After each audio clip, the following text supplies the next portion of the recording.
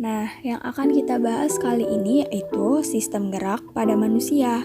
Sistem gerak pada manusia tersusun atas rangka, otot, dan juga persendian. Pertama, kita akan membahas rangka pada manusia. Rangka pada manusia yaitu alat gerak pasif. Fungsinya untuk membentuk tubuh dan tempat melekatnya otot-otot. Rangka pada manusia tersusun atas tulang-tulang belulang. Tulang juga berfungsi sebagai pelindung organ-organ vital tubuh. Selain itu, tempat pembentukan sel-sel darah merah dan juga tempat cadangan mineral. Berdasarkan bentuknya, tulang dibagi menjadi 3. Yang pertama yaitu tulang pipa. Tulang ini berbentuk seperti pipa, yaitu bulat, panjang, dan juga berongga. Rongga tulang pipa berisi sumsum kuning dan juga sumsum merah. Fungsi utama tulang pipa yaitu sebagai pengungkit dan memperkuat penyokong serta untuk bergerak. Contoh tulang pipa yaitu tulang lengan, tulang paha, tulang hasta.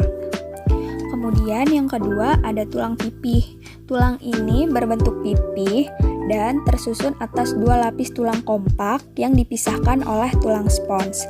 Rongga di dalamnya biasanya berisi sumsum merah. Fungsi utama dari tulang pipih yaitu sebagai pelindung organ-organ penting seperti otak, jantung, paru-paru, dan juga kantung kemih. Namun, beberapa jenis tulang pipih seperti tulang belikat dan tulang panggul merupakan tempat perlekatan otot. Contohnya yaitu tulang rusuk dan juga tulang belikat. Kemudian yang ketiga ada tulang pendek. Tulang ini berbentuk pendek, bulat, atau menyerupai kubus. Bagian luar tulang pendek dibentuk oleh lapisan tipis tulang kompak. Bagian di dalamnya disusun oleh tulang spons dengan rongga-rongga yang berisi sumsum merah. Tulang pendek berfungsi sebagai menyerap goncangan yang keras dan terdapat pada persendian yang kompleks, seperti pada persendian lutut dan juga mata kaki. Contoh tulang pendek adalah tulang-tulang telapak tangan dan tulang-tulang telapak kaki. Kemudian, rangka tubuh disusun oleh tulang kepala, rangka badan, dan juga tulang anggota badan. Tulang kepala atau kranium itu terdiri dari tulang dahi atau frontal, rahang bawah mandibula, rahang atas maksila, oksipital kepala bawah, temporal atau pelipis, dan parietal atau kepala belakang. Kemudian tulang rangka badan atau aksial itu terdiri dari tulang belakang. Tulang belakang terdiri atas 1 ruas tulang atlas dan 7 ruas tulang leher. Kemudian tulang belakang itu terdiri dari 12 ruas tulang punggung. Dan tulang belakang terdiri dari 5 ruas tulang pinggang, 4 ruas tulang ekor, 7 ruas tulang rusuk sejati, 3 ruas tulang rusuk palsu, 2 ruas tulang rusuk melayang, tulang dada hulu, kemudian tulang dada badan, tulang panggul, dan tulang kelangkang. Selanjutnya, tulang anggota gerak atau apendikular. Tulang anggota gerak terdiri dari tulang paha, tulang betis, tulang kering, pergelangan kaki, telapak kaki, jari-jari, tulang lengan atas, tulang pengumpil, tulang hasta, pergelangan tangan, telapak tangan, dan juga jari-jari tangan. Selanjutnya kita belajar mengenai sendi. Sendi atau biasa yang disebut artrosis adalah persambungan antar tulang. Nah, sendi ini dibagi menjadi 3. Yang pertama sendi mati atau nama lainnya sinartrosis, yang kedua sendi kaku atau nama lainnya ampiartrosis, dan yang ketiga sendi gerak atau nama lainnya diartrosis. Penjelasan yang pertama mengenai sendi mati atau sinartrosis, yaitu sendi yang tidak bisa digerakkan sama sekali. Nah, sendi ini terbagi menjadi 2 jenis. Yang pertama sinfibrosis, yaitu sendi yang dihubungkan oleh jaringan ikat, contohnya persambungan tulang tengkorak. Nah, yang kedua ada sinkondrosis, yaitu sendi yang dihubungkan oleh tulang rawan, contohnya rusuk tulang punggung. Penjelasan yang selanjutnya sendi kaku atau ampiartrosis, merupakan sendi yang bisa digerakkan tetapi terbatas. Contohnya, tulang rusuk dan tulang dada. Nah, penjelasan yang terakhir mengenai sendi gerak atau diatrosis itu merupakan sendi yang dapat bergerak bebas. Nah, apa aja yang termasuk sendi gerak? Yaitu sendi peluru, sendi engsel, sendi putar, dan sendi pelana. Otot adalah penggerak bagian-bagian tubuh, sehingga otot disebut sebagai alat gerak aktif. Hampir 35 hingga 40% massa tubuhmu adalah jaringan otot. Fungsi dari sistem otot rangka yaitu menghasilkan gerakan rangka, mempertahankan sikap dan posisi tubuh, serta menyokong jaringan lunak. Terdapat 3 jenis jaringan otot. Yang pertama, otot polos, kedua, otot lurik, dan ketiga, otot jantung.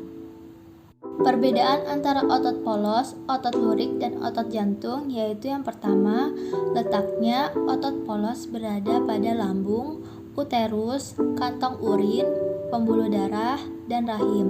Sedangkan otot lurik melekat pada rangka, otot jantung berada di dinding jantung.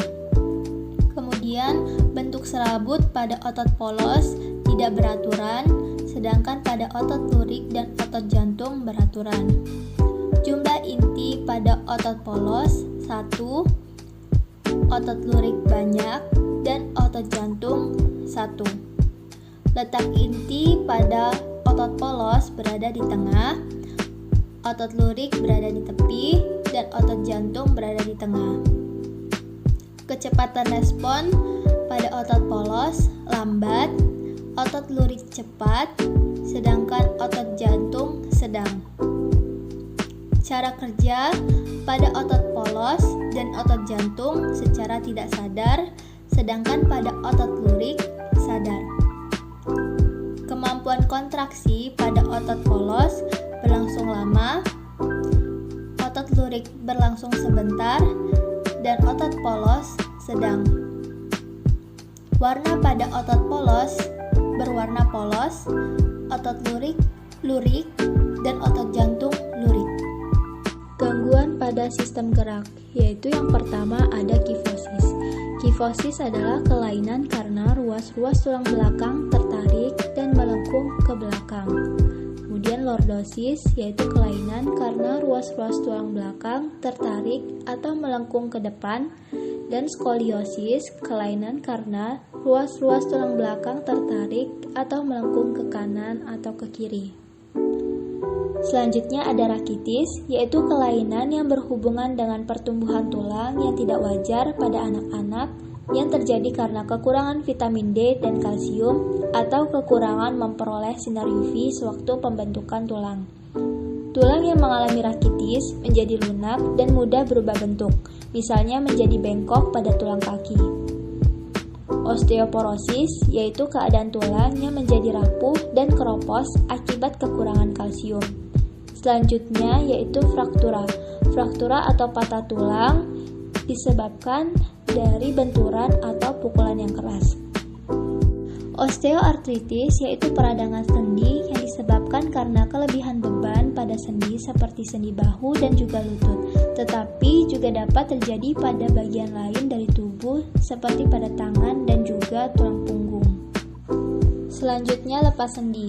Sendi dapat terlepas dari tempatnya sehingga ligamen dapat putus atau sobek. Selanjutnya yaitu tetanus. Tetanus merupakan penyakit yang berasal dari bakteri Clostridium tetani yang menyebabkan gangguan kontraksi. Atrofi adalah mengecil atau menyusutnya otot yang disebabkan karena tidak pernah dipakai